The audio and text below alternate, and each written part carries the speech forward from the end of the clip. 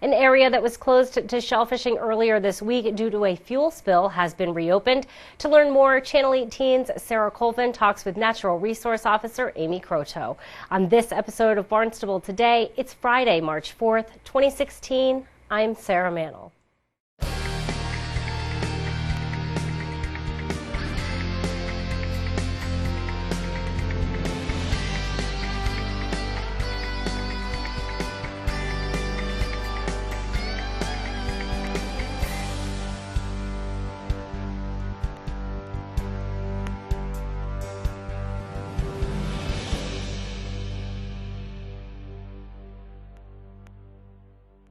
Although we're talking about something a little different than last week, we're going to talk about a fuel spill that happened on Wednesday, I believe. Yes. So tell me a little bit about what happened in this incident. Okay, so it was initially reported to COMM, the fire department, Cotuit-Ossville Marston's Mills, by the the violator, we'll say. It was a diesel fuel leak from a vehicle that was initially just on a road. However, that vehicle was traveling to Oyster Harbor and therefore went over the bridge on Bridge Street. And then that's how my department becomes involved, is that there was spillage into our embayments, which triggers sort of a whole system of events on our end of things. So COM was nice enough to notify us as well as CEP. And then when these sorts of reports come into the Harbor Master office, which is typically how that goes, if you see something in the water that you think is a spill, or if you've had a spill, you typically report it to the Harbor Master office or to the U.S. Coast Guard National Response Center. I can give you the number for that later. And when we get that call, we then notify the Board of Health and Division Marine Fisheries. When Division Marine Fisheries has a very important role to play, it was reported as less than 5 gallons, but the severity of the spill had not yet been determined officially, and the spill happened at a very awkward time. We were having heavy rain, heavy wind, and we were on a outgoing tide on a day that just also happens to be a recreational shellfishing and commercial shellfishing day. So a number of sort of things were all going on at once and in a very short period of time. So it was necessary to have all of the departments working together to figure out what sort of action was going to be taken. And that's, that waiting period in between. Absolutely. The Division of Marine Fisheries always takes a very cautious tone when dealing with these sorts of things. And given the sort of scope of the situation, they determined that the best thing to do would be to close a number of areas to shellfishing immediately until they could determine sort of the severity of the situation. Indeed. So really closed as a precaution. I think no one would want to harvest shellfish that could in any way be contaminated. So as you say, best course of action to just close the area as a precaution while further investigation it takes place. Exactly, because you have to look at it, when you have people recreationally shellfishing, you don't want to take the chance that somebody's going to eat something that's not going to be good product. When you look at it from the commercial and from our aquaculture grant holders end of things, they don't want product going to market that's not any good. It could be a bad reflection on them. The market, if there was a closure that they didn't know about, would probably not even take the product. So you want to get that information out to the public as quickly as you possibly can, which also triggers a whole sequence of events. Initially, when we found out from Division of Marine Fisheries that the closure was going to be in effect, we had to sort of get it up on the website, get it out on Channel 18, and then we had to call every single grant holder that's in the area that was within the closure to notify them that they couldn't harvest anything from their grants that day. We had to walk the shorelines because it happened right around low tide, kicking recreational and commercial shell fishermen and women out of the water and confiscating their catches, making sure that everything was returned to the water.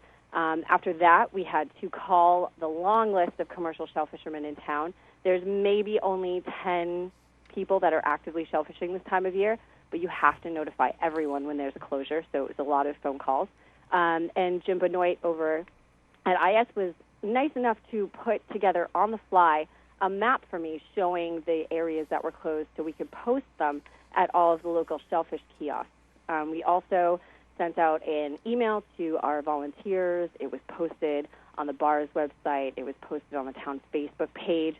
The spill itself actually got a little bit of publicity locally, and even though it ended up not being a tremendously big deal, we were very happy that we were able to get all of that information out to as many people as we did, because like I said, if it had been more severe, you want to make sure that everybody is notified as quickly as possible. Absolutely. And again, the protection of everyone who's going to be consuming that shellfish, certainly of the utmost, importance. But amazing to think about all of the communication that you and the staff need to do to make sure that everybody's aware of this. It's pretty impressive that you were able to get the word out as quickly as you were. And it seems like everyone was in compliance. Yeah, I mean, when you have what's considered, an environmental emergency like that, when we have something like a rainfall closure in town, it's usually something that we see coming a mile away. In this town specifically, if we get any more than 4 inches of rainfall in a 24-hour period, because of the runoff and because all of that goes into shellfish beds, there's an automatic closure, a rainfall closure at that point that goes for at least, it's usually 5 days before they can get out to do water testing from the state to reopen areas.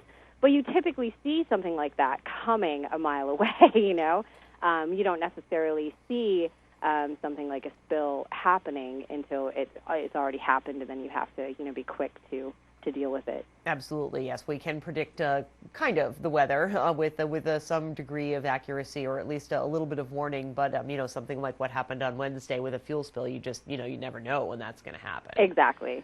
Absolutely. So, in terms of rainfall closures, what's the kind of communications protocol? Do you follow a similar communications protocol? I would assume that because you have a little bit of advance notice, it's not as scramble worthy as this particular situation. Yeah, exactly. It's much more simple. We simply just wait for a call from Division of Marine Fisheries, sort of basically telling us that we're going to have a rainfall closure.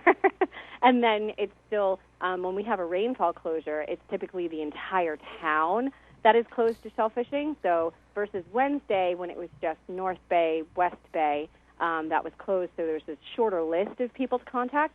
When we have an entire town that's closed to shellfishing, you have to call every single leaseholder. You have to post every single landing. And we have a lot of landings that don't have shellfish kiosks.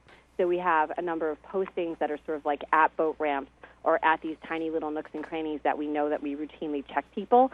So it can be a little bit more tricky on the posting end of things, but we typically see it as something that we know that we're going to have to do ahead of time. Sure. So in this particular incident, the fuel spill incident, how do you know when it's safe to reopen? I know we got the word yesterday about 7:30 in the morning that the shellfish areas were open again. So what's the protocol for deciding whether the spill didn't have a huge impact and it's okay once again to open it to shellfishing?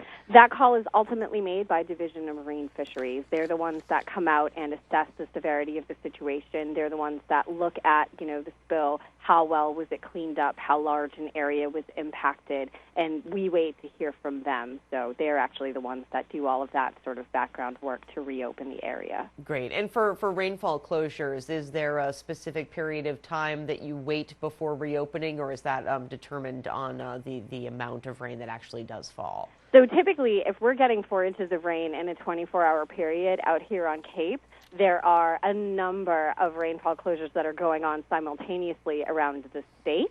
And so it's literally a function of how quickly you can get Division of Marine Fisheries to come down to do water testing that then shows that the water has returned to a normal state, and that would mean that those shellfish are then reharvestable. So it typically, from the day that we have the closure, is at least 5 days before an area would reopen again. Great. So what's the protocol for if someone is to experience a fuel spill or notice a fuel spill? What's the protocol for notification for them to contact you? So this specifically pertains to spills that happen in our waters. There's a different sort of scenario that happens for spills that are on the ground. But my department mostly responds to marine environmental affairs, spills that happen immediately in the water. So you can call your local harbor master department. Here, the number is 508-790-6273.